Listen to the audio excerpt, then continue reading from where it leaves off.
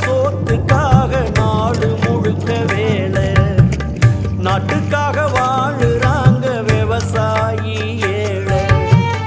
ரத்தத்தைய வேர்வ போல சிந்துறாங்க பூமியில, கஷ்டப்பட்டு பலனும் இல்லை, கண்ணீரு தான் கண்ணு